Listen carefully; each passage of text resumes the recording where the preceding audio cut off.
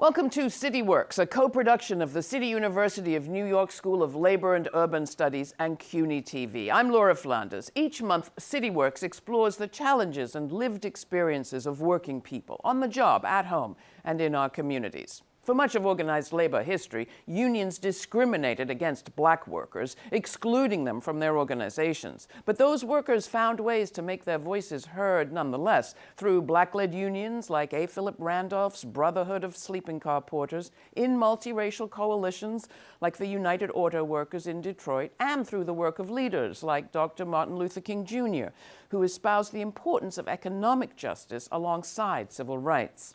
That legacy continues today as black leaders occupy top positions at labor organizations such as the Service Employees International Union, AFL-CIO, AFSCME, and the Communications Workers of America, as well as play a prominent role in unionization efforts at Amazon and elsewhere. On this special edition of CityWorks, Lessons from 100 Years of Black Labor Activism, a recent panel discussion held at the CUNY School of Labor and Urban Studies here in New York City.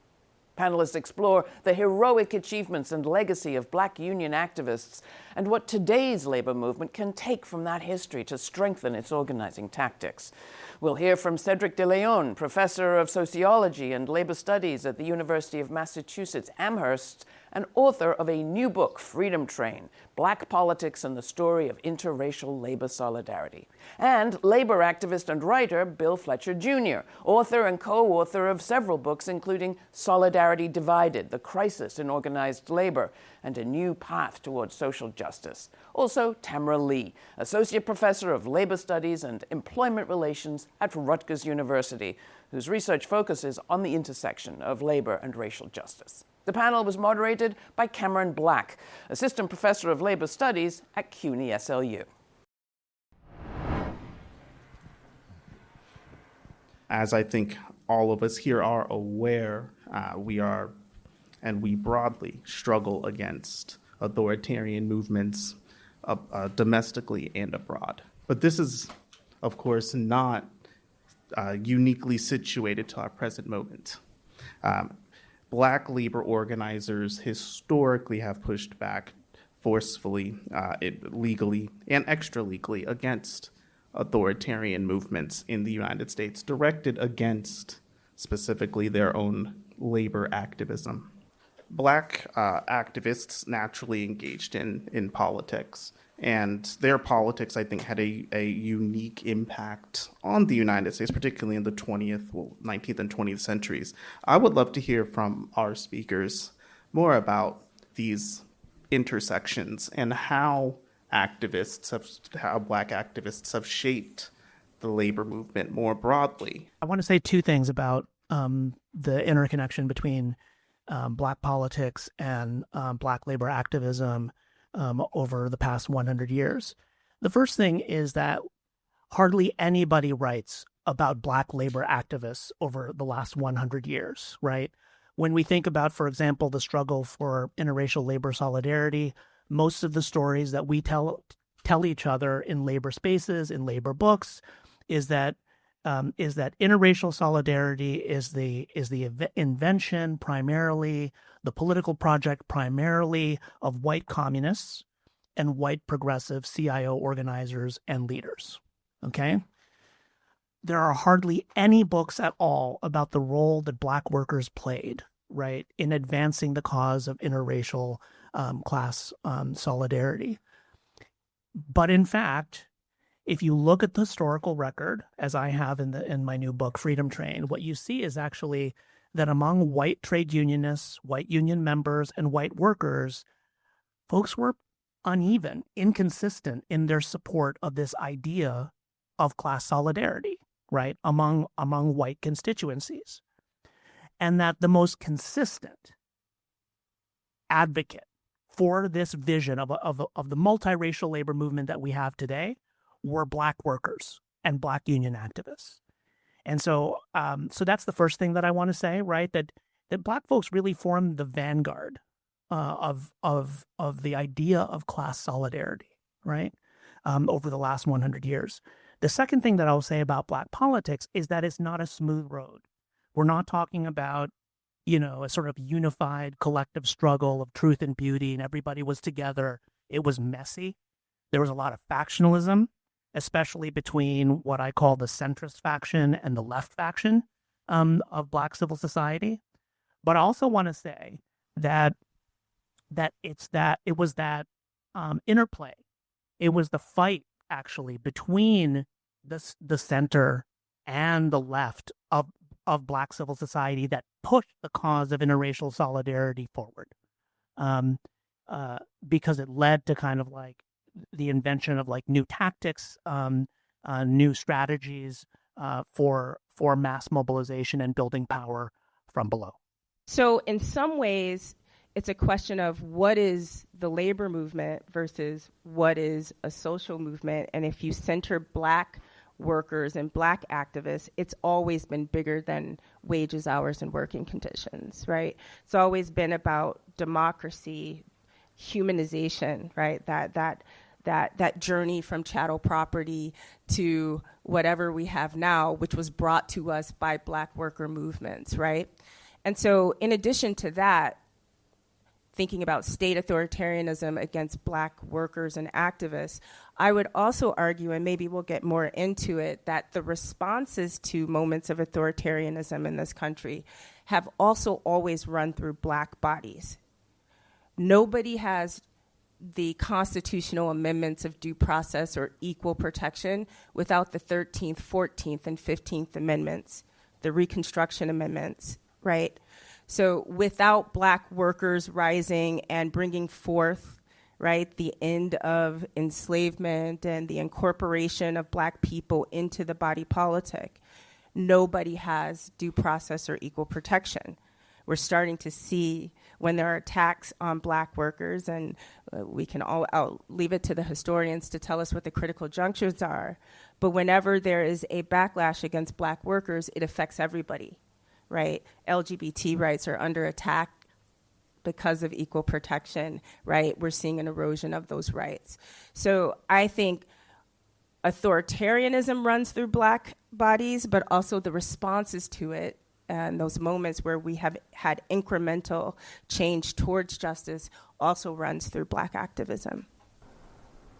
One of the things about Black folks and labor that relates to something that Cedric was saying is that Black folks, Latinos, and Asians have been treated up until the 1970s in most U.S. labor as the beneficiaries of what white folks did, or we were kind of the last at the table. And it ignored the different things that we did beginning at the end of the Civil War. I mean, you could actually go back to the 1850s, but I'm going to stick with like 1866. From that point on, whether it was strikes that were going on from 1866 to 1868 in the South, whether it was a colored National Labor Union, whether it was the development of the Knights of Labor and the significant role of African American workers, whether it was the independent formations among peoples of color that were focused on labor. The National Alliance of Postal and Federal Employees was a largely Black union.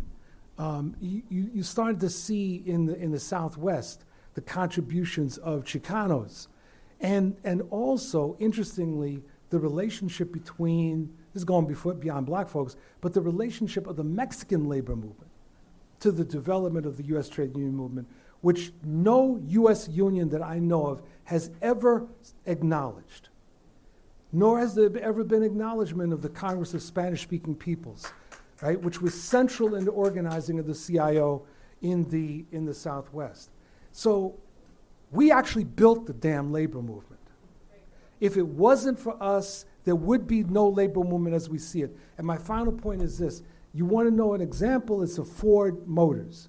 And I always get on the bust the chops of UAW people because I asked them, you know how Ford Motors was organized? No. Say, well, it was organized because of the National Negro Congress and the NAACP in unity with the UAW. Had it not been for that, because Henry Ford was a very, very outstanding fascist and anti-Semite. He was a strategist. He understood how to divide people. And so the UAW could organize GM and Chrysler. They could not organize Ford. And it was us that made a difference. And yet, if you ask the UAW to this day, even progressive people in the UAW, I'll bet you $1 to a donut, they don't know this history. We built the movement. We should never walk away from that. I think if we have this narrow view that labor organizations are the statutory things under the National Labor Relations Act, we will miss the entire history of Black labor activists who fall outside of that statutory framework very intentionally and also now. And if we do that, we miss also all the great labor activists of today who might be organizing outside of Section 7 of the National Labor Relations Act.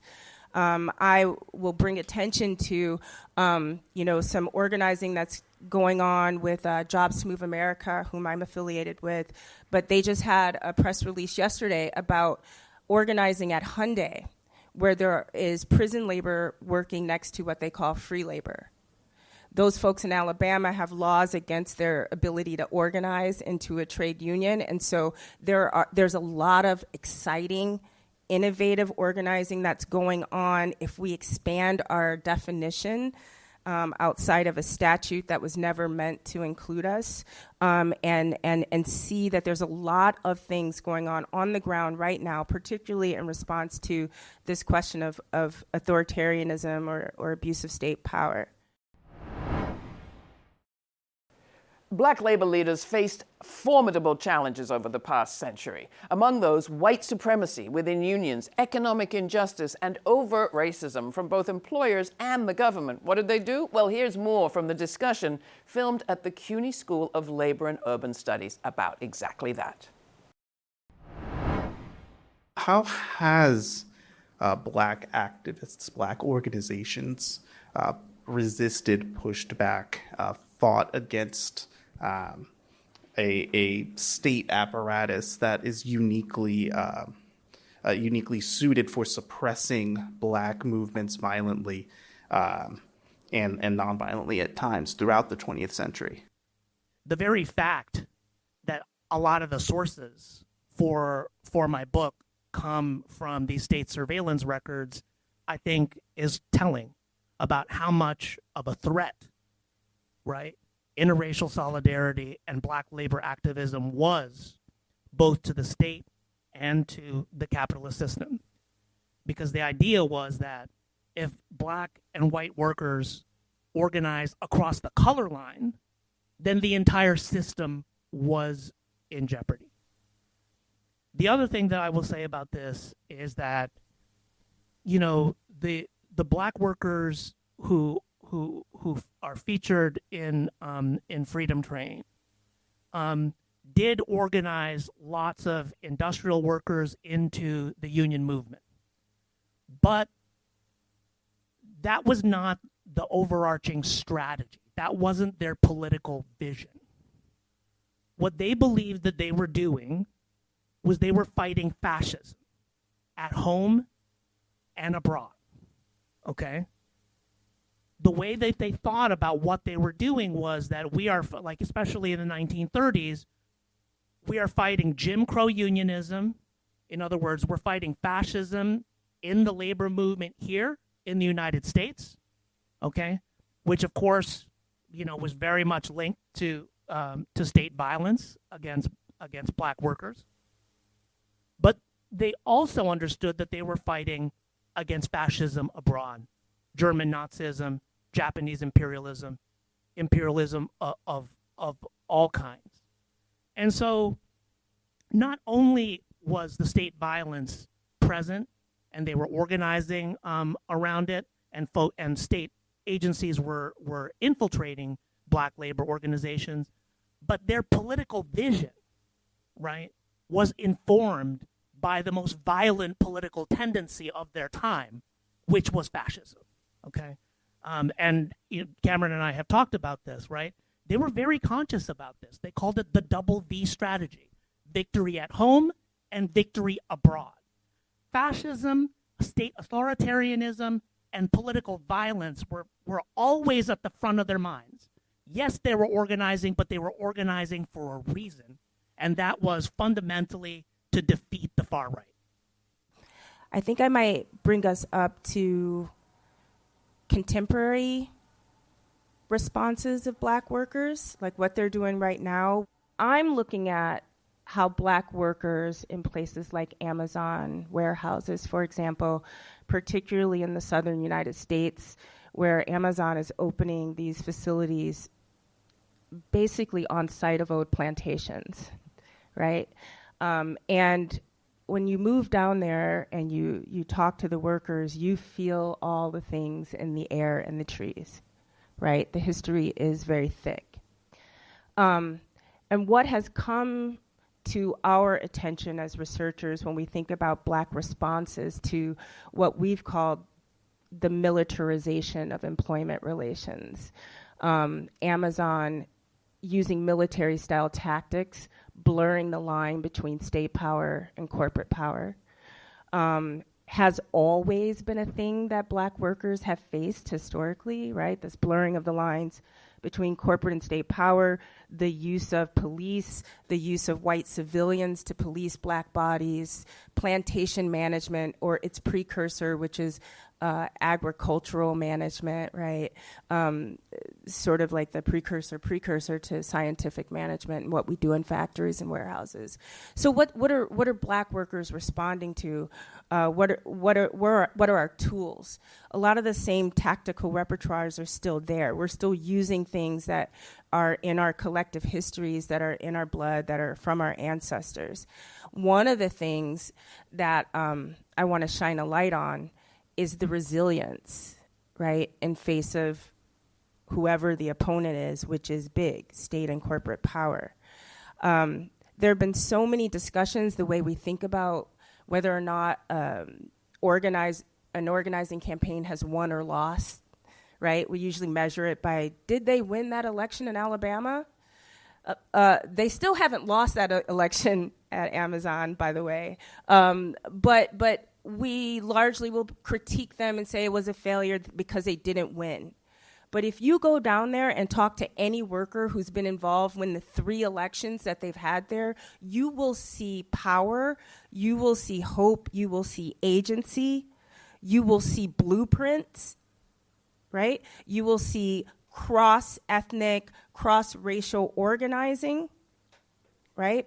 In ways that tie what is happening in the workplace to greater political participation in the U.S. democracy. That also means that Black workers are labor educators. They are instruments of democratic processes, right? And if we center our understanding of what the labor movement is doing in their experiences, imagination opens up to what comes after, right? These critical junctures of state and corporate power that are being abused. A panel discussion titled Lessons from 100 Years of Black Labor Activism, held recently at the CUNY School of Labor and Urban Studies. More in a moment. You're watching CityWorks.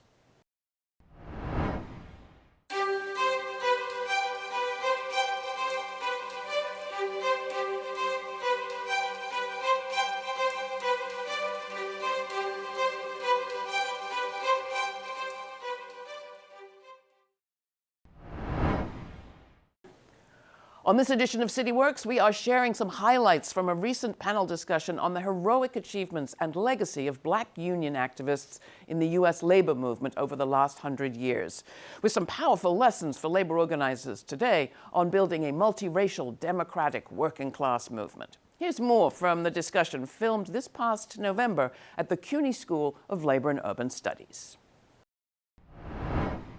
With the, as Bill noted, the unique extrajudicial fused with state violence approach towards Black activists, Black unionists, how did these people and organizations build a interracial and cross-class movement?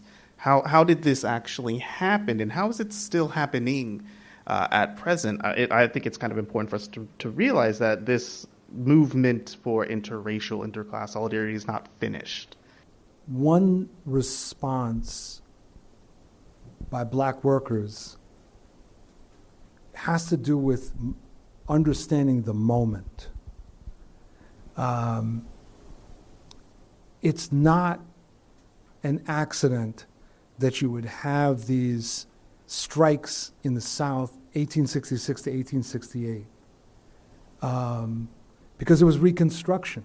There were federal troops there, right? And so there was an environment in which these workers could organize, strike, and win. And that's very important. Another key moment was during the Depression, and not because of the Depression, but because of the development of the Committee on Industrial Organization, which later becomes the Congress of Industrial Organizations, that what the white leaders of those unions understood was that there would be no success unless African Americans, Latinos, and Asians were part of the equation.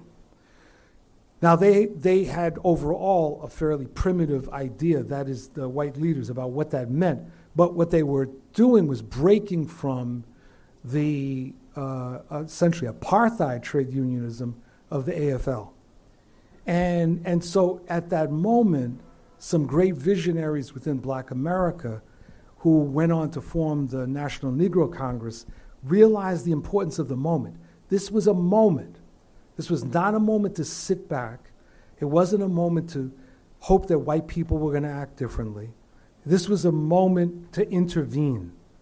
And that's what they did, and played a very, very important role in organizing around the country, steel workers, the auto workers, tobacco workers, et cetera. They played a very central role. It was understanding the moment, which is something that's eluded many of us. The other two things is that there was a lot of Black interest in the industrial workers of the world, but the Black workforce looked very different at the high point of the IWW. Black workers, you could find them particularly in longshore and in mining. But it's in the period that begins more or less around 1915 with the second great migration of African Americans out of the South, going north and entering into the manufacturing workforce, that the conditions change such that we become an integral component of this developing new union movement of the 1930s. The final point was the critical role of communists.